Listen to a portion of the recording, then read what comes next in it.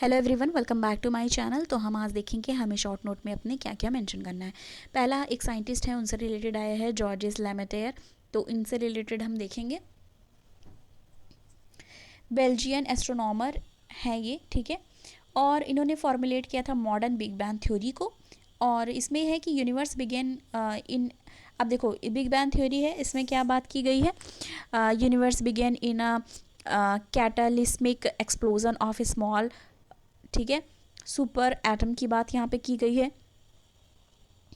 तो ये चीज़ें यहाँ पे बात की गई है। और इन्होंने फर्स्ट डिराइव किया था हबल लॉ।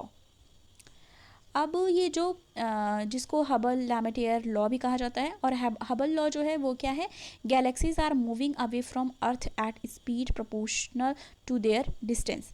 जब गैलेक्सी मतलब मूव कर रही हैं अवे, मतलब अपार्ट हो रही हैं, अलग हो रही हैं from earth at speed proportional to their distance, तो उसी को हबल लॉ बोला गया। अब इसमें ये भी है the further that they are faster, the further they are faster, the further they are the faster they are moving away from earth. मतलब ये कहा जा रहा है कि फर्दर दे आर मतलब जितना फर्दर हैं वो उतना ही फास्टर वो मूव होंगे अर्थ से, ठीक है। जितना ही दूर होंगे वो उतना ही फास्ट वो क्या करेंगे, moving away from the earth, वो उतनी तेज़ से मूव करेंगे, तेज़ी से। वेलोसिटी जो डिटरमाइन की जाती है वो रेड शिफ्ट से डिटरमाइन की जाती है। और रेड शिफ्ट में क्या होता है, वेवलेंथ ज़्यादा होती है और फ्रीक्वेंसी कम होती है, ठीक है। और ब्लू शिफ्ट में वेवलेंथ कम होती है और फ्रीक्वेंसी ज़्यादा होती है। नेक्स्ट हमारा न्यूज़ है मेडागास्कर बायोडाइवर्सिटी से रिलेटेड, जिसमें आपने देखा था जो एनिमल्स एक्सटिंक्ट हो रहे हैं उसके बारे में भी हमने डिस्कस किया था एनालिसिस में। तो यहाँ पे मैंने एक ऐसे हल्का सा मैप दिखाया है, ये मतलब ऐसे रफली। तो जैसे मेडागास्कर है तो इधर side right side Indian ocean आपको दिख रहा होगा और उधर मोजाम्बिक चैनल दिख रहा होगा। और हाँ, इसको करने के लिए बस एक रीज़न ये है कि आप एक ऐसे रफ टाइप कोई भी तरीके से मैप ड्रा कर लो अपने समझने के लिए, और जितने भी लोकेशन किनारे किनारे हैं वो वहाँ पे आप मेंशन कर दो अपने शॉर्ट नोट में, ठीक है, जो भी आप बना रहे हो। तो अब ये देखो जो मेडागास्कर बायोडाइवर्सिटी है उससे रिलेटेड हमें क्या देखना है।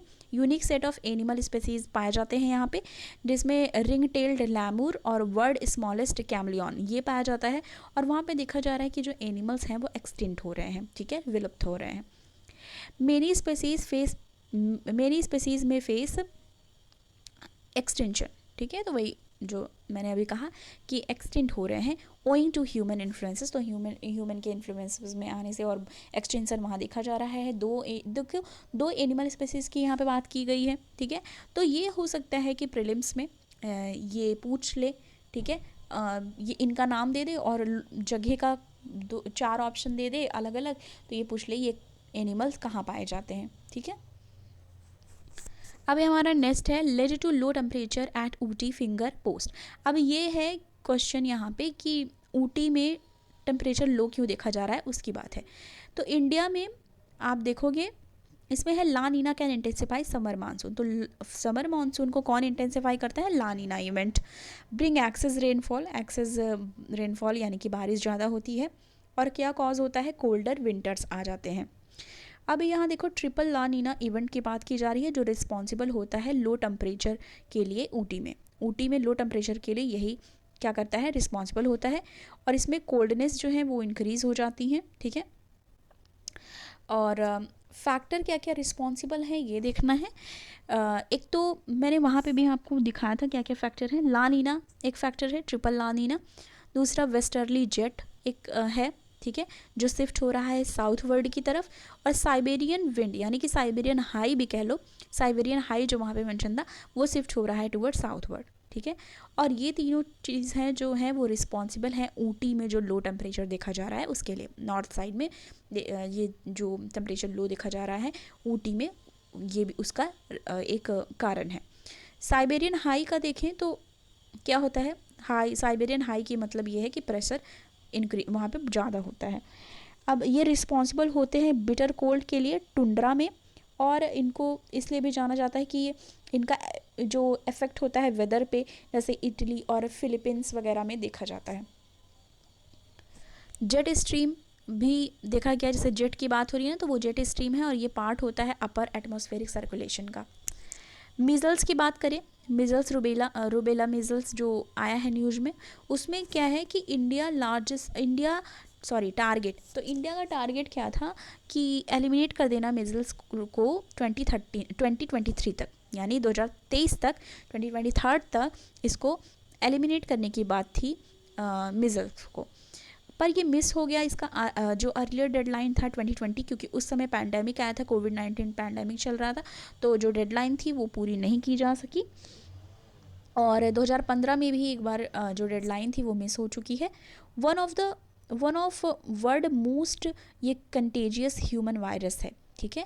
तो ये जो मिज़ल्स हैं वो one of the world most contagious human viruses हैं, और इसमें क्या होता है, kill more than 1 lakh children every year, मतलब हर साल ऑलमोस्ट आप ये देख लो मोर देन 1 लाख चिल्ड्रन की डेथ इसकी वजह से हो जाती है, कि इस वायरस की वजह से। और यहाँ पे एक मिशन इंद्रधनुष लाया गया, वैक्सीन के लिए लाया गया है ये, और ये लॉन्च किया गया था 2014 में, ठीक है। वैक्सीन लगाने के लिए उन लोग को जो अनवैक्सीनेटेड हैं, जो लोग, उनको लगाने के लिए ये मिशन लाया गया था। और ये इंट्रोड्यूस किया गया rubella containing vaccine into routine immunization programme में, कि वहाँ पे जाएं और लोग लगवाएं।